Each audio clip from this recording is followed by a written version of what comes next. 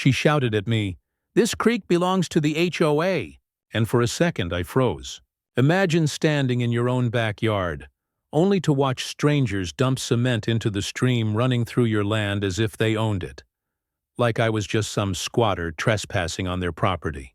My chest tightened, my head spun, and all I could think was, how are they even allowed to get away with this? It felt like the rules didn't apply to them, but I was expected to just stand there quietly and accept it. I wanted to scream, to chase them off my land, but a part of me worried. If I moved the wrong way, they'd twist this whole situation against me. What would you have done in that moment? That day started out like any other peaceful Tuesday in my quiet neighborhood, until a loud rumble woke me up at 7 a.m. I thought it was just another delivery truck passing by, but when I looked out my kitchen window, my jaw nearly hit the floor. A concrete mixer and a crew of workers had set up right next to the creek in my backyard. The air smelled of diesel and sharp chemical additives from the cement. I stepped outside in nothing but my pajamas and slippers, still half asleep, trying to make sense of what was happening. Overseeing everything was a woman, mid-40s, clipboard in hand, pointing to different sections of my land with total confidence. She had that kind of polite but practiced smile, the kind you'd expect from someone used to talking down worried homeowners. Calm, authoritative, rehearsed. She introduced herself as Karen Cross, the head of the HOA's landscaping committee. According to her, they were carrying out emergency drainage maintenance on community infrastructure. She spoke like she'd handled this kind of pushback before, like she knew exactly what power she had, or thought she had. The way she gestured toward the creek, like it was obviously hers to control, made me question myself for a moment. Was I missing something here? After all, this was my backyard, my house. I'd spent the last 3 years enjoying coffee by that creek every single morning. Yet here she was, waving around what looked like survey documents as if my property lines didn't exist. She pointed to a section of the survey and said confidently, "This drainage area is under community easement. 7.3. It needs immediate stabilization before flooding damages properties downstream." But the spot she was pointing to was clearly inside my property line, on my deed. I kept my voice calm, though my irritation was rising fast. "Ma'am, that's my side of the property line. Do you even have my written permission to do this?" The look she gave me was almost insulting, as if I had just questioned whether the sky was blue. She doubled down, insisting the HOA had full authority under the rules every resident supposedly agreed to when buying a house. She even dropped the county's name, saying their office would confirm her rights if I pressed the issue. That didn't sit right with me. I asked to see the actual easement papers and any permits for the work. She brushed it off, saying she'd get me the documents later, but claimed the job was too urgent to stop. According to her, delaying this project could cause serious flooding in just a few days when the next storm hit. Still, something about the whole thing felt staged, exaggerated, even fake. I pulled out my phone and started snapping photos of the survey markers, the workers, the equipment, everything. If they were going to keep pouring cement on my property without permission, I was going to have evidence. As the truck roared to life and wet cement gushed into my creek, I had a sinking feeling. This wasn't some quick patch-up job. They were reshaping my backyard, and I had no idea why. The workers moved with the kind of speed and precision you only see on big projects. Shovels scraping, boots stomping, cement flowing. It was clear this wasn't their first time. Within minutes, the natural flow of my creek was being redirected. Meanwhile, Karen paced along the edge with her clipboard, barking out instructions and comparing everything to her survey papers. Every few minutes she glanced at me with that polite but condescending smile, like I should be grateful the HOA was fixing my land for me. I kept recording, but deep down, I already knew something was off. The urgency she claimed didn't match what I was watching. This wasn't a quick patch for an emergency, it looked planned. The way they poured the concrete, smoothed it out, and shaped it into clean angles, it felt like engineering, not a temporary fix. 3 hours later, truck after truck had emptied its load. By then, my peaceful creek had been transformed into a channel of cement. I collected the tags off the empty bags and wrote down the contractor's info. If I ever needed proof, I was going to have it. When the crew finally packed up, Karen walked over, stuck a sign into the dirt right by the creek, and left without a hint of guilt. In bold black letters it read, "Urgent drainage maintenance, community property. Contact HOA for questions." She handed me her business card and thanked me for my cooperation. Then she left, like this was just another routine Tuesday for her.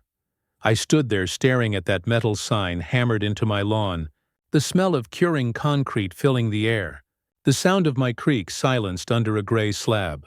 That's when it hit me. She had just claimed authority over my land, without showing a single document. And the more I looked at those smooth, precise channels, the more I realized this wasn't just about flood control. This design had a purpose I wasn't supposed to see. The next morning I drove straight to the county records office. I needed answers, real ones, backed by legal documents. I pulled the official map from when I bought my house 3 years ago.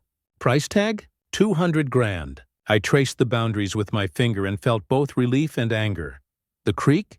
100% inside my property. No easements. No rights of way. The nearest community access strip was 50 feet away, and it only covered power and cable lines. I scanned copies of everything. The deed, the certified survey, the boundary lines. Now I had proof. But while I was busy digging into records, my neighbor, Michelle Turner, a CPA with an eagle eye for numbers, was digging into something else. The HOA's finances, and what she found made my stomach churn. According to her review of board meeting minutes, not once, had the HOA voted to approve any spending for emergency drainage work on private land. In fact, the payments looked suspicious. The same contractor who poured cement into my creek had also billed the HOA for new water infrastructure that same week.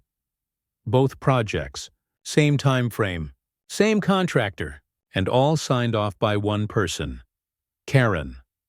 This wasn't random. This wasn't urgent. This was planned.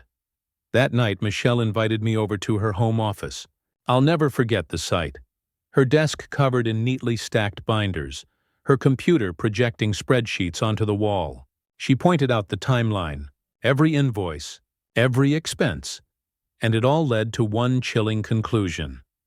Karen had been orchestrating this entire thing for weeks. And worse, none of it was legal. Michelle leaned back in her chair and rubbed her forehead. "You don't get it," she said. "This wasn't just bad bookkeeping, this was deliberate." She showed me the pattern of payments: cement deliveries, contractor fees, emergency maintenance, that was never discussed in any official meeting. All rubber-stamped by Karen. But what really got me was this. Every invoice lined up with a second project. A hidden one. The same contractor had been paid for installing something else during those exact weeks. Water infrastructure. Michelle's voice grew sharper as she explained. "She didn't just modify your creek, she redirected it. And then she hooked that new flow into something bigger." I sat there stunned. Why would the HOA need to tamper with my creek? For what possible reason? The next day, I walked down to inspect the changes. What used to be a peaceful trickle over stones had been replaced by a rigid channel of concrete pushing everything eastward with machine-like precision. It didn't look like flood control at all, it looked like redirection. And then came the clue I couldn't ignore. As I walked further downstream, I heard it, low, mechanical bubbling. At first I thought maybe I was imagining things, but the sound grew louder with each step. It wasn't the sound of water rushing. It was pumps. Hidden behind neatly trimmed shrubs at the edge of the HOA's common grounds was a brand new water intake system. Pipes extended into the creek. Electric pumps hummed softly, pulling water into a massive tank. From there, I could see the lines feeding directly into the community irrigation system. That's when it hit me. This wasn't about flood prevention at all. This was about water theft. The HOA had basically installed a secret pump system, using my creek as their free water supply, all disguised as urgent maintenance. I crouched by the intake and sketched everything: pipes, valves, tank placement, making sure I had every detail recorded. The contractor truck parked nearby confirmed my suspicion. It was the same company Michelle had spotted in the invoices. The same one that poured cement in my creek. Coincidence? Not a chance. Over the next few days, I kept watch. Every evening around the same time, the pumps roared to life. Water levels in my creek dropped fast, right when the neighborhood sprinklers kicked on. Their lush green lawns? Fueled by the water stolen straight out of my backyard. And then, it got worse. One night when the pumps switched on, I noticed a faint chlorine smell drifting through the air. I grabbed a jar, filled it with creek water, and took a whiff. It smelled like treated city water, mixed with whatever chemicals they used for landscaping. That's when I realized it wasn't just theft anymore. It was contamination. I started documenting everything. Photos, sketches, even audio recordings of the pump cycles. I wanted airtight proof of what the HOA was doing. The pattern was too perfect to ignore. Whenever the community sprinklers turned on, the pumps downstream sucked water straight out of my creek. And every time, the water level in my backyard dropped noticeably. This wasn't emergency maintenance. This was engineered. Michelle and I pieced the puzzle together using her accounting files. The same contractor had billed for both the cement drainage project and the hidden irrigation system, all within the same 2-week window. It was a coordinated job, approved only by Karen, with no vote from the board, no notice to homeowners, and no legal permits. She had orchestrated the whole thing to save the HOA money by avoiding rising municipal water bills. And she'd done it by rerouting my creek. The more I thought about it, the angrier I got. This wasn't just trespassing, it was theft. And not just theft, but environmental damage too. The chlorine smell confirmed that whatever chemicals were running through their system were leaching back into my creek. I collected water samples in sealed jars, labeling each one by date and time. If the county or state ever needed evidence, I was going to hand them everything they'd need to shut this down. But here's the part that really shook me. None of this had permits. No county authorization, no environmental reviews, nothing. For something of this scale, that's not just a mistake. That's a violation that could carry serious fines, maybe even criminal charges. One evening while I was out watching the pumps, I couldn't shake the feeling that the whole setup was deliberately hidden. The pipes were tucked behind decorative shrubs, the tank camouflaged against the landscaping. It was obvious. They knew it wouldn't survive scrutiny if anyone saw it up close. By the next week, I had more than enough evidence to take action. But before I even made my move, the situation took an unexpected turn. On Monday morning, I filed a formal complaint with the county. I laid it all out. The cement diversion on my land, the hidden pump system, the contaminated creek water. I didn't know what would happen next, but I knew it was bigger than me. 2 days later, my phone rang. The caller introduced himself as Daniel Martinez, a county engineer. He told me he'd received my complaint and scheduled an inspection for Thursday morning. He said he wanted to see the violations for himself. Finally, someone with real authority was about to step in. Thursday morning, right on time, Daniel pulled up in a white county truck, the kind with the official seal on the door. He stepped out carrying a clipboard, surveying gear, and a calm but professional attitude. Finally, someone who actually had the authority to put an end to this. He spent over an hour going through every detail, measuring property lines, checking the cement diversion, taking photos, jotting down notes. Watching him work gave me a sense of relief I hadn't felt in weeks. At last, someone with legal weight was documenting what I'd been screaming about. But just when things seemed under control, I heard the crunch of tires on gravel. A black SUV pulled up fast and out stepped Karen, with 2 HOA board members trailing right behind her. Arms crossed, chin high, she marched over like she owned the place. "This work falls under urgent drainage authority," she declared, voice sharp, trying to sound confident. "We acted to protect the community from flooding." Daniel didn't even flinch. He listened politely, then calmly shook his head. "Ma'am," he said, his tone professional but firm, "the HOA has zero jurisdiction on private land. Any construction on this creek requires written consent from the property owner and permits from the county. Neither of those exist here. Karen's face dropped. For once, she had no comeback. Daniel went on, explaining that the cement diversion wasn't just unauthorized, it had no legitimate drainage purpose whatsoever.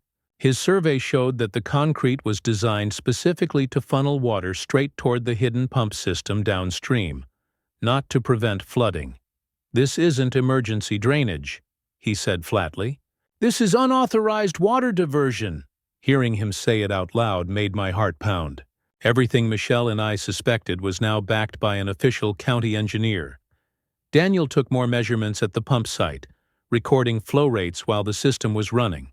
His instruments confirmed what I had noticed. Every time the pumps kicked on, the creek levels dropped significantly. The system was pulling large amounts of water, enough to disrupt natural flow and harm downstream habitats. That alone was another violation: environmental law. By the time Daniel finished, his notes told the full story: illegal construction on private property, unauthorized water extraction, and environmental damage. It wasn't just one violation, it was 3. He looked at me, handed me a copy of his inspection report, and said, "This is going to the county and state. They'll be following up. In the meantime, I'm posting official notices to shut this operation down immediately." When he walked back to his truck and pulled out 2 bright yellow violation tags, I swear Karen's jaw tightened so hard I thought she might crack a tooth. Daniel hammered one notice into the ground near the cement diversion and another near the pump intake. Bold black letters screamed from the signs: "Violation, cease immediately." I felt a surge of relief seeing those notices in my yard. Finally, proof that I wasn't crazy, that the HOA really had crossed the line. But then Karen spun toward me, her face flushed red with anger. I could tell from her eyes. This wasn't over. Not by a long shot. 1 week after Daniel posted those bright yellow violation tags, I thought things might finally settle down. Maybe the HOA would back off, accept responsibility, and fix their mess. I was wrong. That Monday morning, I opened my mailbox and pulled out an envelope stamped with the HOA's logo. At first, I figured it was some kind of notice to all residents, but when I opened it, my stomach dropped. It was an invoice, addressed directly to me.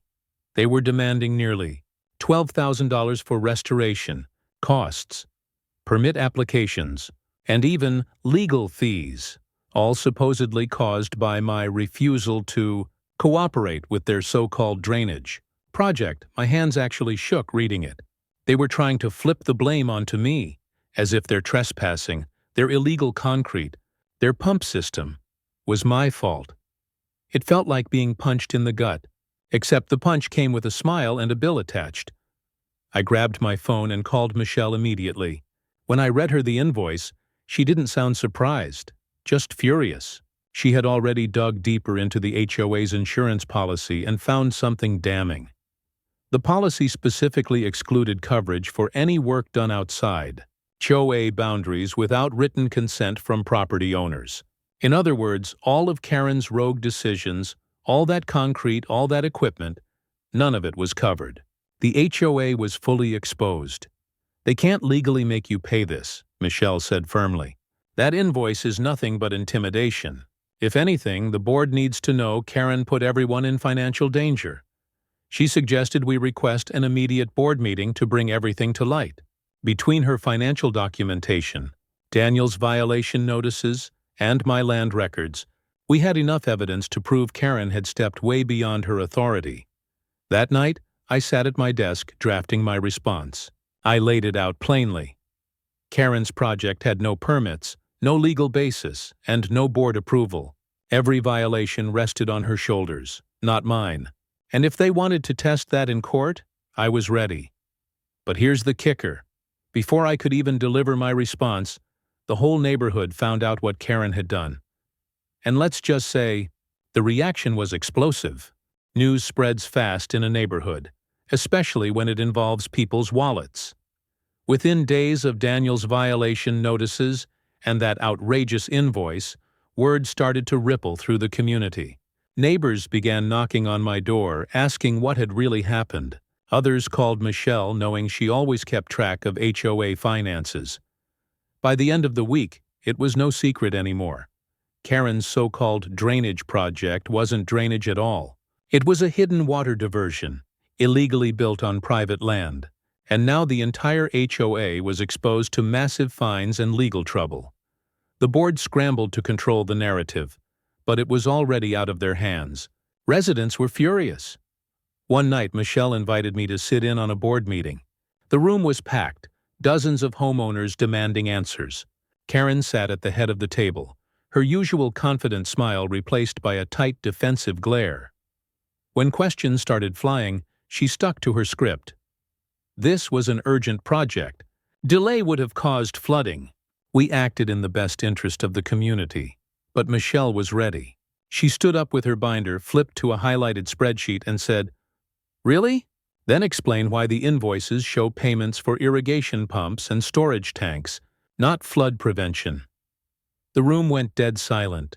She laid out everything: the contractor overlap, the timeline, the financial records. Then she dropped the bombshell. Over $15,000 had already been spent without a single board vote, all approved solely by Karen. Homeowners erupted. People shouted about accountability, about rising dues, about being blindsided by fines. Karen tried to calm them down, insisting it was all necessary, but nobody was buying it anymore. And then Daniel, the county engineer, arrived with perfect timing. He walked in holding his official report. Calmly, professionally, he confirmed everything Michelle and I had been saying: unauthorized construction, illegal water diversion, and environmental contamination. The final blow? He warned the board that the HOA could be held liable for all restoration costs and penalties. Not me. And if they didn't act quickly, the county would escalate enforcement. By the end of the night, Karen's grip on the room had completely shattered, but I could tell from the look in her eyes she wasn't going down without a fight. News spreads fast in a neighborhood, especially when it involves people's wallets. Within days of Daniel's violation notices and that outrageous invoice, word started to ripple through the community. Neighbors began knocking on my door, asking what had really happened. Others called Michelle, knowing she always kept track of HOA finances. By the end of the week, it was no secret anymore. Karen's so-called drainage project wasn't drainage at all. It was a hidden water diversion, illegally built on private land, and now the entire HOA was exposed to massive fines and legal trouble. The board scrambled to control the narrative, but it was already out of their hands. Residents were furious. One night, Michelle invited me to sit in on a board meeting. The room was packed, dozens of homeowners demanding answers. Karen sat at the head of the table, her usual confident smile replaced by a tight defensive glare. When questions started flying, she stuck to her script. This was an urgent project. Delay would have caused flooding. We acted in the best interest of the community. But Michelle was ready. She stood up with her binder, flipped to a highlighted spreadsheet and said, "Really?" Then explained why the invoices show payments for irrigation pumps and storage tanks, not flood prevention. The room went dead silent. She laid out everything: the contractor overlap, the timeline, the financial records. Then she dropped the bombshell. Over $15,000 had already been spent without a single board vote, all approved solely by Karen. Homeowners erupted. People shouted about accountability, about rising dues, about being blindsided by fines. Karen tried to calm them down, insisting it was all necessary, but nobody was buying it anymore. And then Daniel, the county engineer, arrived with perfect timing. He walked in holding his official report.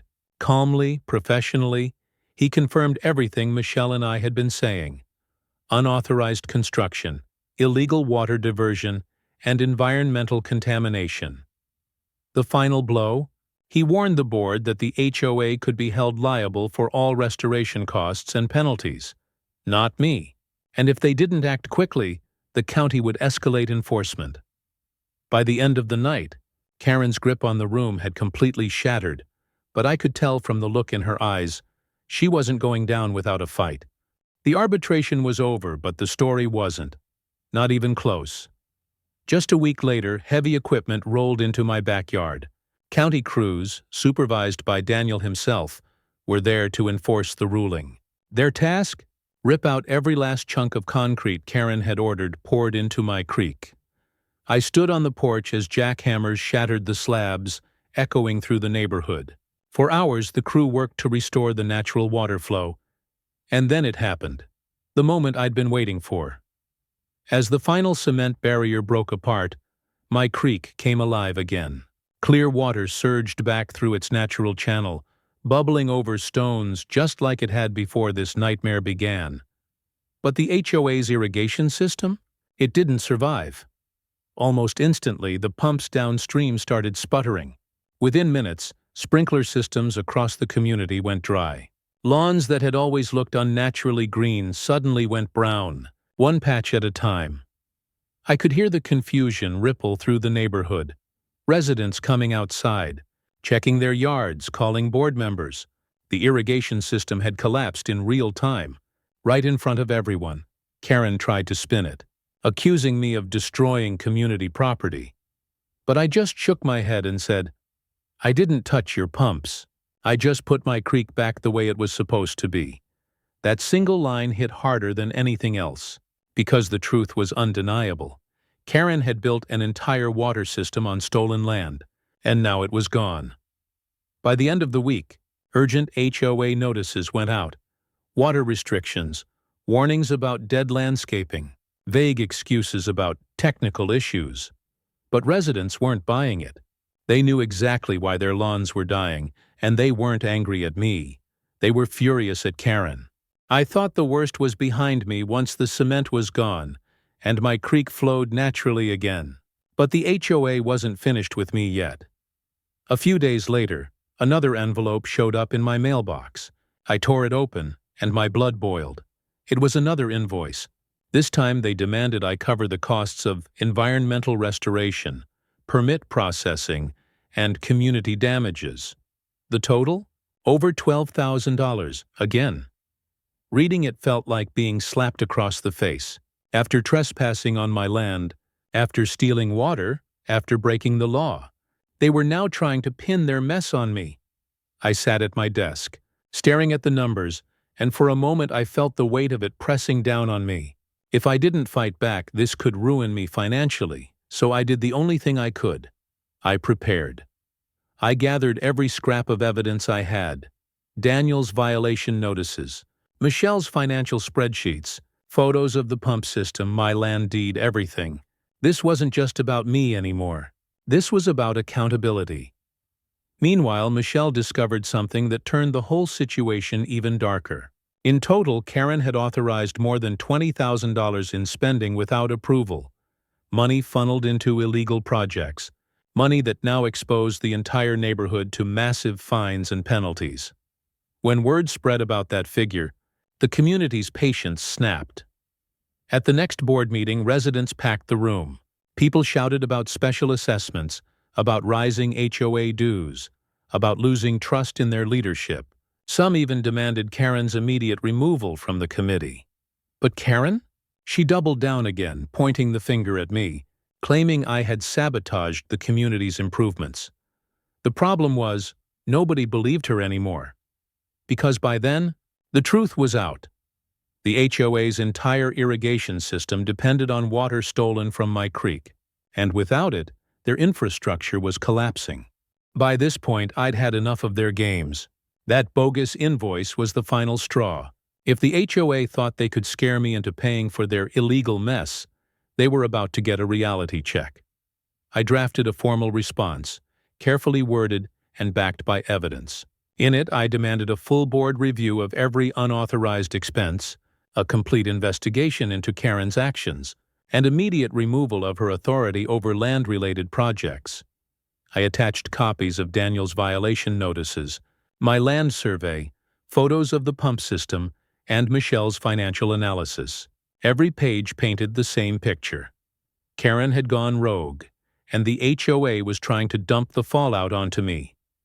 When the board finally met, things turned ugly fast. Residents packed the room, furious over rumors of a possible special assessment. Michelle calmly presented the insurance policy exclusions, showing that the HOA's coverage didn't apply to any of the illegal work Karen had pushed through. Translation: the community itself would be on the hook.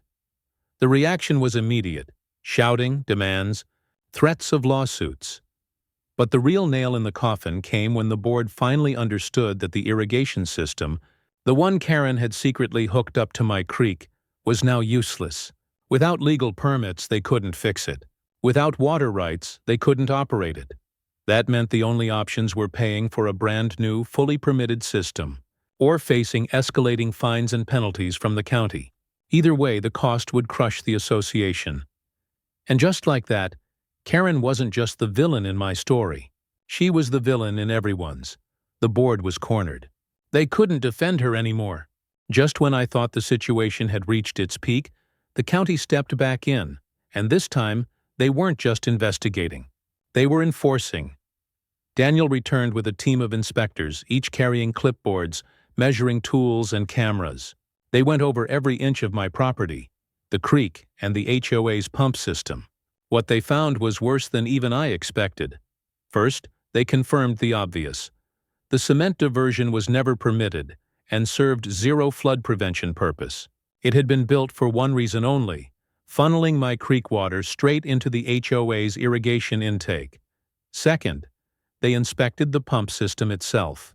No permits, no environmental reviews, nothing. Just a hidden setup designed to siphon water in massive quantities. Daniel's instruments showed the flow rates dropping dramatically during operation, enough to damage downstream ecosystems. That alone was a major environmental violation. And third, the contamination. My water samples were tested, and the results came back clear: fertilizers, trace chemicals, and even chlorine. The HOA hadn't just stolen water, they'd polluted it. The inspectors didn't mince words. They slapped multiple bright yellow violation notices around the pump site and cement channel. These weren't warnings anymore. These were official orders. The HOA was required to shut down all extraction immediately and begin a full restoration process under county supervision. When Karen tried to argue again, claiming urgent authority, Daniel cut her off with the same calm firmness as before. Urgency does not override property rights. Urgency does not override environmental law, and urgency does not excuse theft. Hearing those words, in front of her and the board, felt like justice finally landing. By the end of the day, the HOA was facing layers of violations: trespassing, environmental damage, and illegal water appropriation. Each carried heavy fines, mandatory restoration costs, and even the threat of criminal referral if they didn't comply. For the first time, Karen looked rattled, truly rattled, because this wasn't just my fight anymore. The law itself had taken over. The board tried to delay, but the residents wouldn't let it slide. Too many people were angry. Too many wallets were at stake. At the next meeting, the community center was packed shoulder to shoulder. This time, it wasn't just frustration in the air. It was fury. The treasurer finally revealed the numbers, and the room erupted. Between the fines, restoration costs, and legal fees, the total damage had ballooned to more than $60,000. That meant a special assessment of nearly $3,000 per household. You could feel the mood shift instantly. Gasps, shouts, even threats. Families who could barely keep up with rising costs now faced a bill for something they had never approved, never wanted, and never even knew about until it was too late. Michelle stood at the front with her binder open, calmly pointing out the chain of expenses, each one authorized solely by Karen. The more she spoke, the more heads turned toward Karen with expressions of pure disbelief and anger. One neighbor shouted, "You did this without asking any of us." Another added, "We're paying thousands for your mistake." Karen tried one last time to defend herself, insisting she had acted in the best interest of the community. But nobody bought it anymore. The evidence was stacked too high, and the cost was too real. Finally, a vote was called, and when the hands went up, it wasn't even close. By a margin of 37-3, the community voted no confidence in Karen's leadership. Just like that, her position as head of the landscaping committee was stripped away. For the first time in months, I felt like justice was actually happening, not just for me, but for everyone who had been dragged into her reckless scheme. But even as she sat there, pale and silent, I could see it in her eyes. Karen wasn't done. She wasn't going to walk away quietly, and that made me nervous. I thought the community's vote would finally shut this down. Karen had been stripped of her authority. The board had turned against her, and the residents had made their feelings crystal clear. But I underestimated her stubbornness. Even without her title, Karen kept pushing. She sent emails, cornered neighbors, and even tried to spin the story that I had caused the irrigation collapse by refusing to cooperate. It was desperate, but she still had a small handful of loyal supporters who wanted to believe her. Then came the worst move of all. She pushed the board to send me yet another bill, this one even larger than before. It claimed that because I had forced restoration, I was responsible for the HOA's skyrocketing expenses. The number was shocking, almost $20,000. When I read it, I couldn't help but laugh bitterly. They weren't just trying to shift liability, they were trying to bury me. But here's the thing, I wasn't alone anymore. Michelle had already prepared a detailed breakdown of the HOA's insurance exclusions and reckless spending. Daniel's violation reports were airtight, and by now the residents themselves knew the truth, that the irrigation system wasn't failing because of me. It was failing because it had been built illegally, entirely dependent on stolen water from my creek. So when Karen tried to rally the neighborhood against me, it backfired spectacularly. Instead of siding with her, residents turned on her even harder because they finally understood something Karen never wanted them to see. Without my creek, their irrigation system had never been sustainable, and rebuilding it legally was going to cost far more than her reckless shortcuts ever did. The HOA wasn't just in financial trouble. They were standing on the edge of collapse. By now, the damage was undeniable. The irrigation system was useless without my creek. The county fines were piling up, and the residents were staring at thousands in unexpected costs. The board finally admitted what everyone already knew. Karen's reckless decisions had left the entire neighborhood on the brink of financial disaster.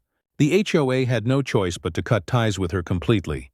She was banned from serving on any committee, stripped of any influence, and left to face her personal share of the liability.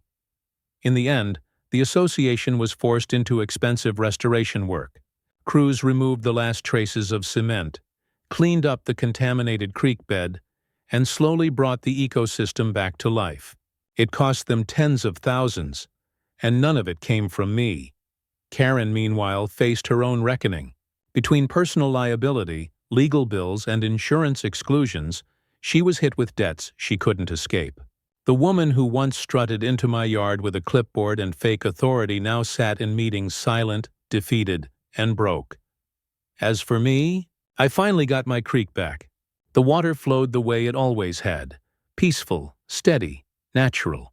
I even put up a small plaque by the bank, a reminder for anyone who